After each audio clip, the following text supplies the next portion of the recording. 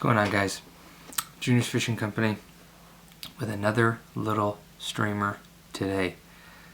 I've got a size 10 Umpqua XC400BL, and these are barbless. I prefer a barb. I don't know why, like, so many jig hooks out there are barbless. Maybe someone can drop a comment below and tell me why.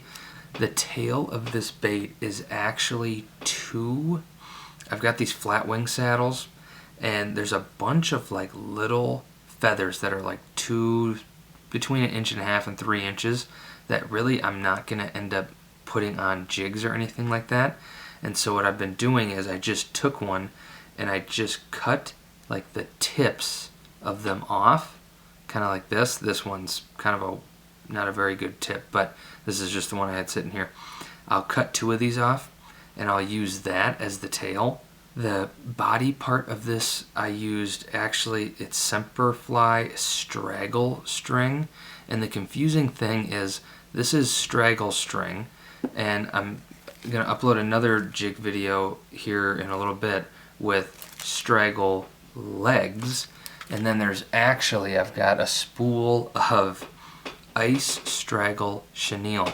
So not to be confused with those other ones, this is the Straggle string, and then the main head of this is just Bruiser Blend Junior in white, and I actually took just a little bit of larva lace in holographic silver, and I just took a few strands of this out and I just kind of cut little pieces and blended it in here just to give a little bit of flash to that head. And I mean, it goes down in the body too, but the main thing I wanted in this was for that blue to kind of show through, to kind of be a little translucent blue right under that white. I've got 4mm Living Eyes ice on here, and then the bead I have is a 3/16 inch fire hole slotted bead. I've slotted because it's a jig, slotted in birthday suit. I'm assuming that birthday suit just means it's basically just raw tungsten, which I actually kind of like the color. It's like a dark gray, and it's not super, like if you use like a silver or gold or copper, they're really reflective and shiny. These don't give off a lot of that, so I'm kind of liking these birthday suit ones. But pretty simple tie. The trickiest part is getting these back feathers to stay, and you'll see in just a minute of what I do to get these little sons of a guns to stay where you want it. But Junior's Fishing Company, like and subscribe. Let's tie it up. Alright, jigs in the vise. I've got 70 denier white right here. I'm going to put my tail in first, and you can kind of see there's a little bit of a curve, kind of like a biot. So I want to make sure that these tails, they touch right at the tip, so I want them curving in. And they can be this can be super finicky to get these on. You don't have to worry about, they don't have to be perfect, but in terms of taking pictures and stuff like that, you want to try and make it at least look half decent. But I can tell you right now, the fish aren't going to care. So what I'm going to do is I'm going to take a little bit of medium UV resin, just a little dab right there, and I'm going to put my first feather right on there, and then I'll cook it. Just going to put it right on there. I'll grab my light, hold it there for just a couple seconds, and this isn't like a one and done thing. I mean, you can definitely peel this off and try it again. You can see it's down a little bit, but the feather is very straight. But the tough thing is, I mean, I'll be able to bend this stem a little bit when I get it a little harder or tied down more. So I'm going to flip this. I'm going to grab my resin again, and I'm going to do just another little dab, tiny bit. It's not going to add a huge bump or anything like that. I mean, if it does, my chenille wrap is going to cover it anyway. So I'm just going to line these feathers up. I'm going to get that right on there as well as I can.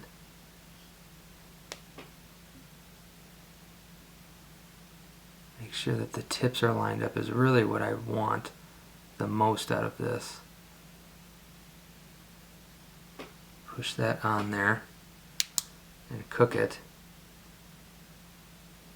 I'm just going to hold that there because that one's barely on, but it should stay just enough where I'm going to be able to do some wraps without it moving a ton on me. So I can kind of just pinch these feathers now, and I'm going to get some wraps on these stems as they just spin around, but that shouldn't matter. So I can kind of look, and you can, I mean, they're bent down a little bit, but when it's like this, I mean, they're curved up a little, but that shouldn't be the end of the world. Now that I can get some thread wraps on there, past that resin, and this is where I'm going to start and put my Semperfli stuff. So I've got that down. Now this Semperfli, they make, and I'm actually going to do another video with some similar stuff. This Straggle string is just, it's like a micro chenille, just super tiny, which is kind of what I wanted in this because it's a pretty small jig. So I'm going to get this tied in, but before I do that, I'm going to run my fingers the opposite way of where the chenille goes, just to kind of flare it out a little, because this stuff is so short that I want it to be kind of prickly. So I'll get this tied in all the way back. Just a couple loose-ish wraps. And I'm going to bring this all the way up. So I'll bring this all the way up to my... And the first couple wraps I do, they're going to be loose, because if I pull too hard, I might pull my feathers into a direction where I don't want them to go. So I'll just start slow, and then as I get farther up, I can kind of preen that chenille back and just do touching wraps, and then I can really just kind of wrap it up. I'm not worried about. I am going to do quite a bit though. I might even overlap a little bit. So I'm going to get this all the way up to my bead. And then I can get it tied off. Then I can just trim this extra. So I've got some stragglers there, which will be just fine. So now I've got my Fly Fish Food Junior Bruiser Blend White, and I blended it with this angel hair, larva lace, whatever you want to call it. And I'm just going to make sure that the tips are aligned, just to make it look nice and neat. I'm going to put this about 50-50 on here, maybe 40-60-ish. Just do a loose wrap right by my bead head. Get a couple good secure wraps on there. And the first few I tied, I kind of liked to leave the sides a little bit sparse, because that blue really showed through. It's almost kind of nice when you leave a little bit on the sides, because whatever you end up putting under the bruiser blend or Senyos or whatever you use, I kind of like when that undertone shows. And I've got a couple other jigs that I'm going to be uploading here where you really want that, because what you put under it, if it's really flashy, and then you put black bruiser blend on it, it's just going to cover all of that up anyway. And so, but the white, I mean, the white's pretty translucent, so you don't have to worry too much when it's white. I'm going to get this folded back, and I'm going to put eyes on this. So what I'm going to do is I'm going to wrap right over my dubbing. Kind of push this back. I'm going to wrap over it to kind of get like a little bump for my eyes. And then I can get all of this folded back. I don't want to grab like Velcro. It might grab too much. I'm just going to get like a little comb, and I'll just kind of gently comb this out. And even this Bruiser Blend Junior is going to cover up a little bit of that tail, but it's going to be so thin that it's really just going to suck onto those feathers and hopefully keep that kind of pointed tail shape. So I'll get all this folded back. Watch out for my hook. And with this 70 denier, I got to be kind of careful. I don't want to snap, but I want to put some decently tight wraps on here. I'm just trimming off some of this longer angel hair. Now we'll have a nice little area for my eyes.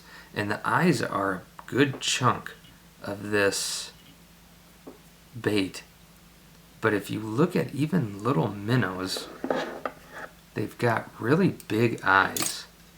Now, I've got a bunch of dubbing that's kind of in my way, and I've done this before. I'm not the first one to do it. I'm going to kind of just get some of those fibers out of my way.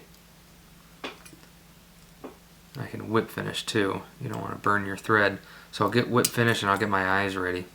So I've got these are 4mm in ice. I'm going to put down a little bit of glue to help these stick.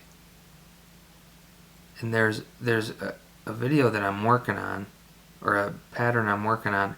Sometimes the eyes don't really look better, in my opinion, but on these little streamers like this, or jigs, whatever you want to call this, I just really like the eyes, because you want this bait to look like a minnow. And when I'm fishing it through the ice, I'm not stripping it, I'm not letting it float down in current or anything like that. I'm literally jigging this thing in front of a fish's face, and fish have eyes. So I just prefer a bait like this to have eyes, just because it just makes it look a little more realistic, like an actual fish. If my tying sucks, then at least it has eyes, right? So I'll get this second one on. These 4mm are starting to get to the point where they're a little finicky. Just want to make sure that little pointed part of the eye is facing the front of the bait. So I'll get that on there. I'll let these sit like a minute just to harden up a little bit, just so when I'm poking around that UV resin that it doesn't, the eyes don't move too much. So the glue's dried up at least enough for me to be able to kind of fiddle around with it. So I'm going to grab my resin, and I'm just going to, you don't want to use too much. I cover up the eyes. It's really, I just want to put a little layer on some of this dubbing. And so you just want to make sure you put enough on where you can kind of spread it out, where it's actually going to cure onto what you want. So I'm just going to push on a little bit to this dubbing. Make sure that it's flat on my eye too. You gotta be careful. You gotta look at it from like the side, because otherwise you can kind of get big bumps on your eyes. Just kind of work it around. Push it just a little bit on there, onto that dubbing. That one's good. And you really don't have to rotate this a ton. It sits pretty good. The bone dry stuff you gotta really be careful with. So you can rotate it a couple times if you want. So I'll get my light, and I'm just really gonna, this stuff cures pretty quick. So you just hold it there, I don't know, 10 seconds. I've seen some people put it on, take it off, put it on, take it off. It says on the Solares box or whatever when you get it, like a second on, second off. 10 seconds is usually sufficient to dry this. And I don't have a ton on here, so I'm really not too worried about it. Plus you catch, I don't know, you catch a couple small walleye on something like this, they'll tear it up pretty good. So that should be good. So what I'm going to do is I'm going to go get this wet. We'll see how she looks. Alright, so this is actually, it's dried a little bit. You can kind of see that blue just on the inside, just behind the eye. I really like that little blue hue. If you have ever seen a little minnow, it's almost purple, but it's kind of like a little blue sack or something like that they've got in there. And that's kind of what I'm trying to mimic here, is just that little, and then just a little bit of that silver holo angel hair, or larva lace, whatever you want to call it. But little 1.5-inch streamer jig, micro streamer, whatever you want to call it. 4mm eyes. Again, I like these bigger eyes, nice and heavy with that 3/16-inch tungsten bead there.